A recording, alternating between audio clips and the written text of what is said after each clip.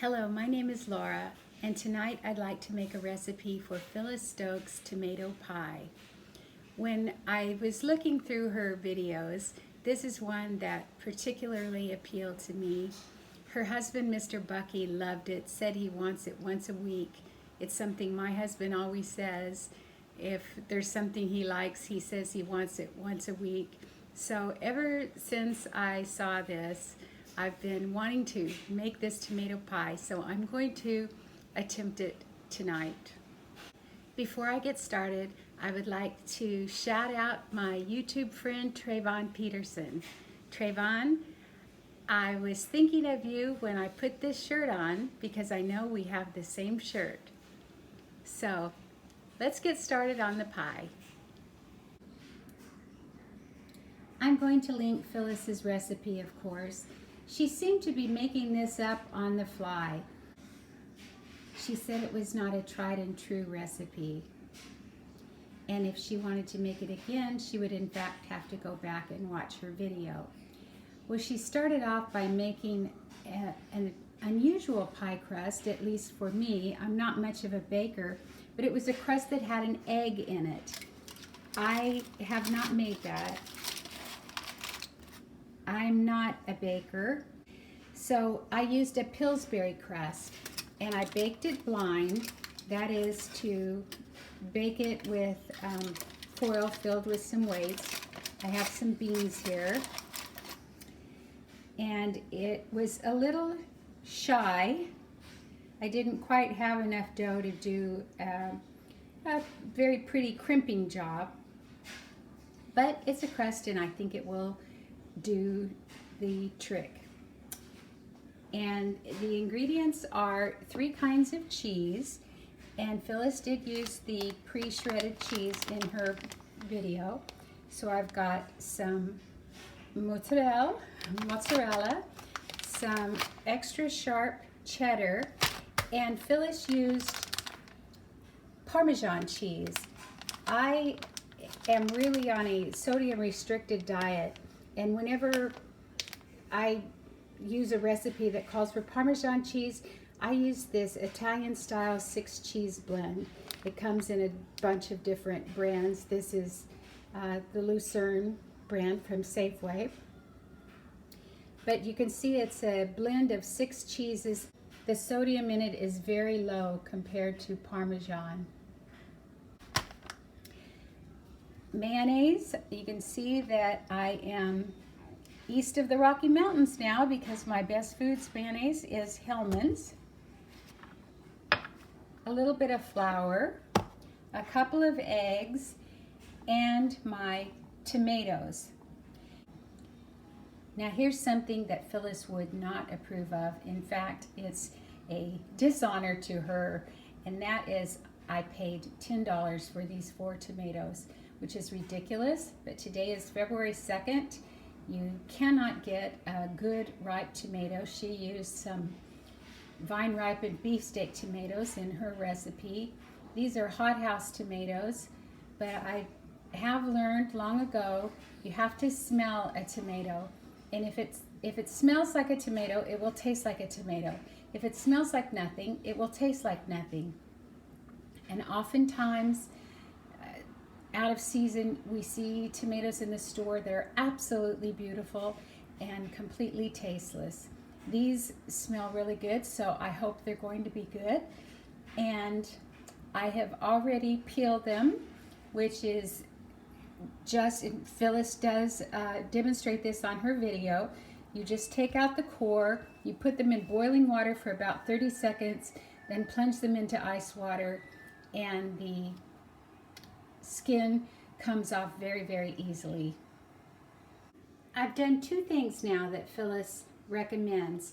I've sliced the tomatoes and put them on paper towel to drain some of the liquid out. She was very concerned about the crust getting soggy, and she used 2 tricks to keep that from happening. One is to drain the tomatoes. Now she salted them. She said she treated the tomatoes exactly the way she treats eggplant, and that is, if you're going to put some salt on, the salt will draw out the liquid. and that helps a lot. That's not an option for me to put salt on there.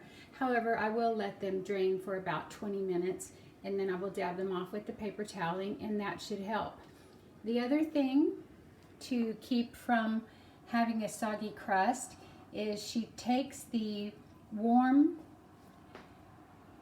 blind baked crust and adds a 1/4 cup of Parmesan cheese to the bottom.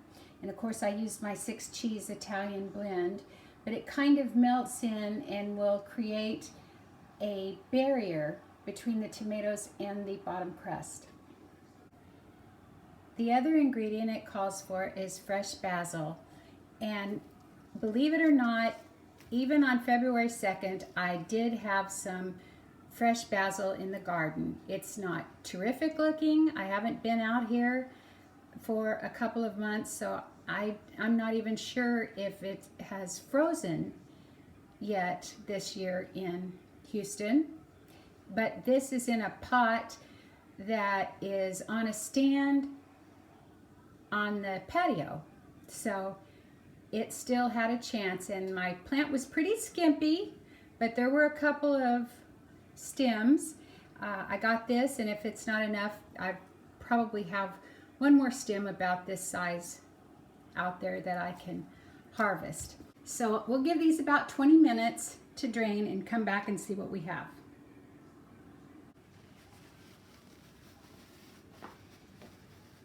Now, these tomatoes have sat here for about 20 minutes, and I've pressed on them with some more paper towel and removed some of the liquid, and I rub out a few of the seeds if it's convenient. I'm not going nuts about them, but if they're just right there and I can easily rub them off, or some of them off with the paper towel, that's what I'm doing. Now, if you watched Phyllis, you know that she did not eat pepper. She had an allergy to black pepper. So it's the opposite with me. I have to stay away from the salt, but I certainly can have plenty of black pepper, and I intend to do just that. So now I'm just going to layer in my tomatoes on top of that small layer of cheese on the very bottom. Try to get some of these, get all of the thicker ones together so my pie will kind of match up. And then let me sprinkle it with some of the fresh basil.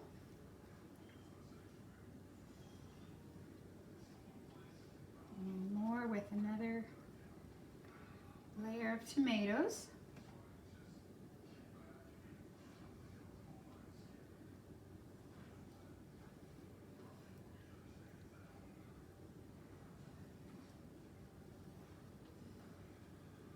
I'm really looking forward to this.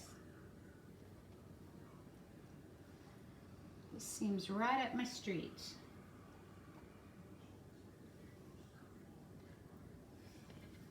And the rest of the fresh basil.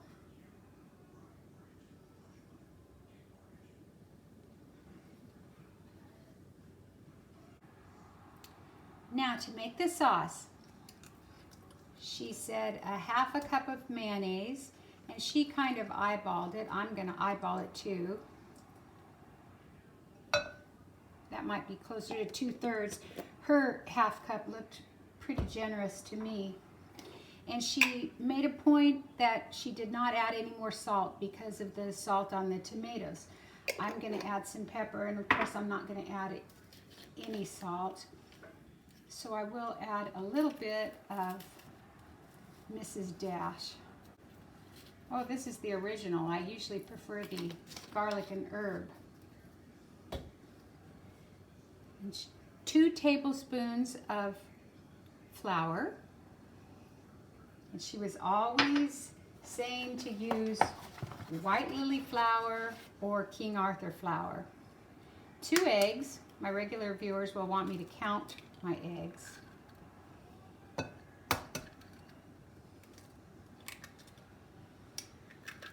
there's my 2. And let me just count, see how many I'll have left to last until payday. 1, 2, 3, 4, 5, 6, 7, 8. I have 8 eggs left. So that is, 2 to 3 healthy scrambles. Just break this up a little bit. In fact, I think I'll use a whisk. I'm pretty sure that Phyllis used a whisk.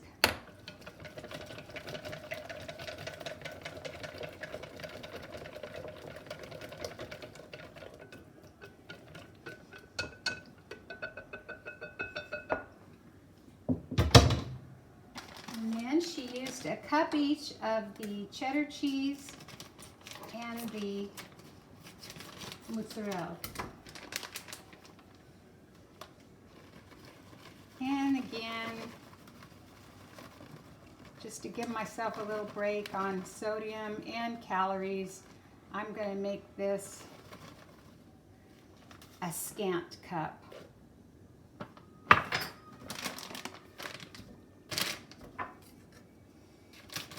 Every little bit helps, in my estimation.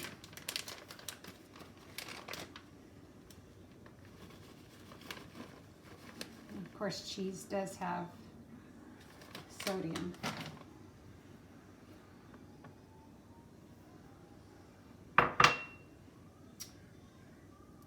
Let's see, that's it.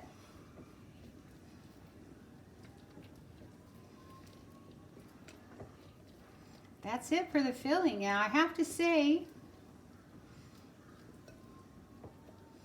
for me, the mayonnaise seems unusual. But I guess mayonnaise is eggs and oil, isn't it? So, well, that still seems unusual. The eggs, not so much. The eggs make sense to me, but the oil, not so much.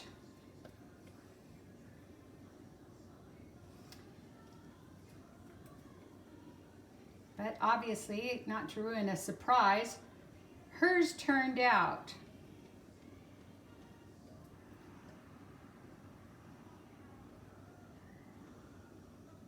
We'll see if mine will as well. Let me taste this.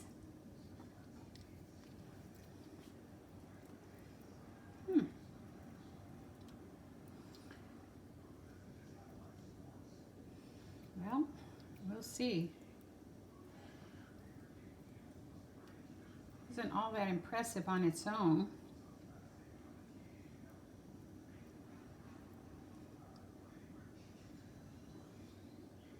But it certainly looks good on the pie. And I'm going to sprinkle it with a little bit more black pepper. And a little bit more of this cheese blend. I'm pretty sure she's put a little more of her Parmesan on top. So that's maybe just, probably just maybe a tablespoon. Okay, I'm gonna bake this. She said to bake it for 30 to 45 minutes. So I'm gonna put it in the oven at 350. Definitely check it in 30 minutes. And then in the end, I'll let you know how long it went for.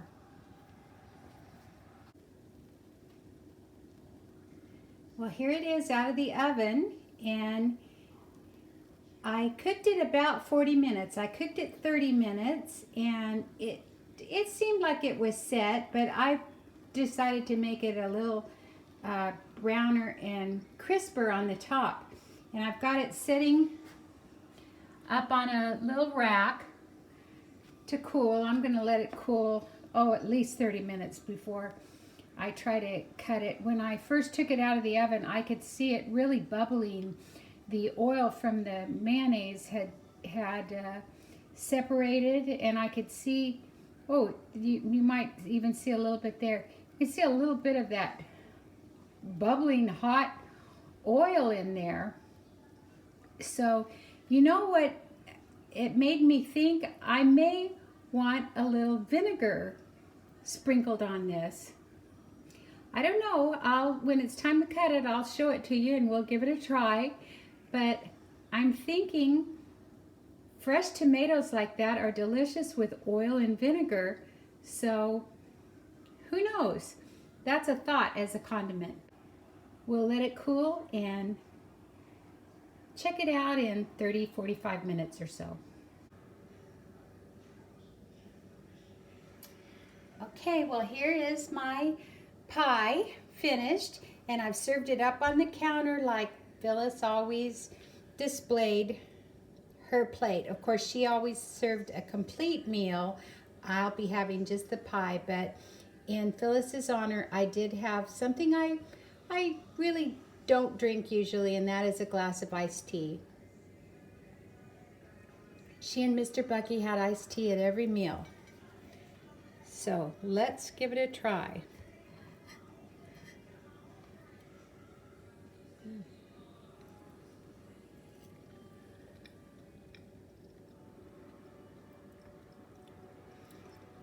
It is delicious. It really is. Let me have another bite and really try to focus on that bottom crust and see. That's a huge bite, but you won't see me take it.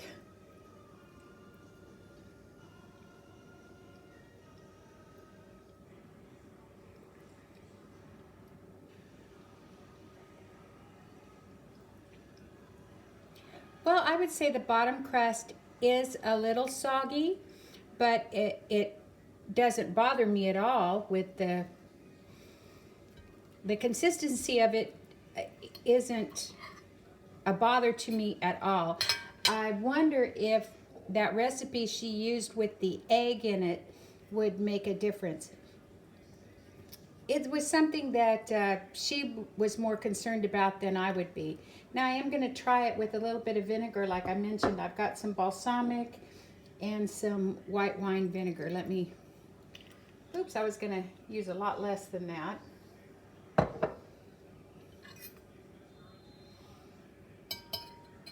Let me try it with just a little of the vinegar.